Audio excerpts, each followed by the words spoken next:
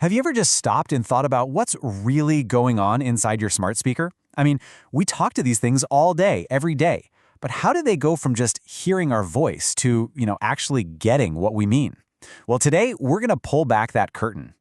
And let's be honest, it really does feel like magic, right? You ask a question out loud, and this little box just answers back. But it's not magic. What it is a really fascinating journey through some seriously incredible layers of tech. So, to make this super clear, we're going to follow that one simple command through its entire journey, from the second the words leave your mouth to the moment you get a reply. All right, let's get into it. This whole thing, as complex as it seems, actually breaks down into a pretty simple logical flow. So pretty much every single command you give follows these four basic steps. First, the device has to hear you. Simple enough. Then it's got to understand what you actually want. After that, it needs to act on your request. And finally, of course, it has to reply. So let's break each one of those down. Okay, so the very first hurdle is a big one. How do you turn the physical sound waves of your voice into something a computer can actually read? I mean, how does that even happen? Well, it all starts with that wake word. Think about it. Your device is just sitting there, kind of in a low-powered nap, passively listening for just one specific phrase. It's the trigger that basically says, hey, wake up, this next part is for you.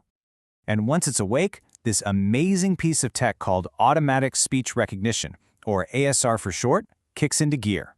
This is the part that takes the audio of your voice, analyzes all those sound waves, and translates it into digital text. And the reason it's so good is that it's been trained on millions, literally millions of hours of speech. That's how it can handle different accents, slang, and even figure out what you're saying with the TV blaring in the background. Okay, so now your speech is text. But here's the thing. To a computer, the words, "what's the weather?" are just a string of characters. This next step, this is where the real intelligence, the real magic, happens. Figuring out what you actually want. And this is where something called natural language processing, or NLP, comes into play. You can basically think of it as the assistant's brain. A specific part of it, called natural language understanding, NLU, gets to work.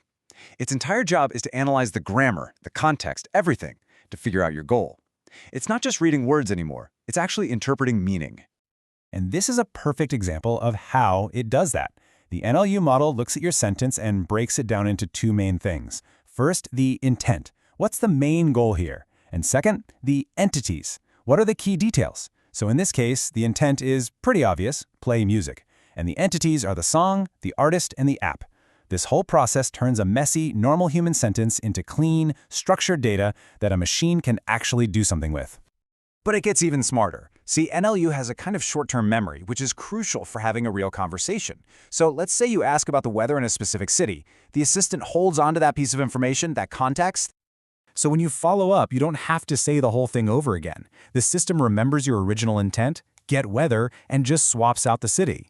This is a cool little trick called slot filling, and it's what makes the conversation feel so much more natural.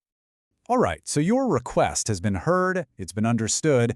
Now the assistant has to actually do something. This is the acting phase. This is where it goes to work to get the job done. Now, depending on your command, this could mean a few different things. For our weather question, it's going to ping an external weather service using something called an API. If you said, turn on the lights, it would trigger a command to your smart home system. Or, it could just access your phone's internal apps to set an alarm. It's all about figuring out the right action to take to complete your request. Okay, the assistant has the answer. Now it just needs to talk back to you. And this brings us to the final step, replying. First, a process called natural language generation, or NLG, builds a normal, grammatically correct sentence like, the weather is 28 degrees and sunny. Then, text-to-speech, TTS, takes over. This is basically the reverse of what we started with. It uses these really advanced neural networks to turn that line of text into the smooth, natural-sounding voice that you actually hear. But here's the really cool part. These assistants aren't just static. They don't stay the same. They are constantly getting smarter, more accurate. So how do they do it? Well, the secret sauce, the magic ingredient, is machine learning. Think about it. Every single interaction you have is a potential learning opportunity.